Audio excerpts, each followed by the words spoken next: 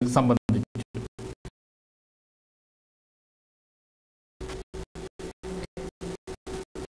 ചാഴൂർ ശ്രീ പഴയന്നൂർ ഭഗവതി ക്ഷേത്ര മഹോത്സവത്തിന് കൊടിയേറി. ഏപ്രിൽ 25 വ്യാഴാഴ്ച കൊടിയേറ്റത്തോടെ ആരംഭിക്കുന്ന മഹോത്സവ ചടങ്ങുകൾ മെയ് 2 ആറാട്ടോടുകൂടി സമാപിക്കും. ക്ഷേത്രം തന്ത്രി ബ്രഹ്മശ്രീ KP ഉണ്ണിഭട്ടതിരിപ്പാട് കൊടിയേറ്റ ചടങ്ങുകൾക്ക് മുഖ്യ കാർമ്മികത്വം വഹിച്ചു.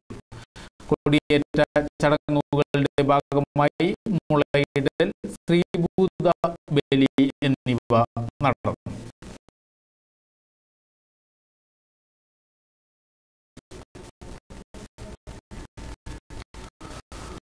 സംസ്ഥാന സർക്കാരിന്റെ ആരോഗ്യ കേരള പുരസ്കാരം നേടിയ നാട്ടിക ഗ്രാമപഞ്ചായത്തിൽ ആരോഗ്യ പ്രവർത്തകരും ജനപ്രതിനിധികളും പൊതുപ്രവർത്തകരും ചേർന്ന് സ്നേഹ കൂട്ടായ്മ സംഘടിപ്പിച്ചു.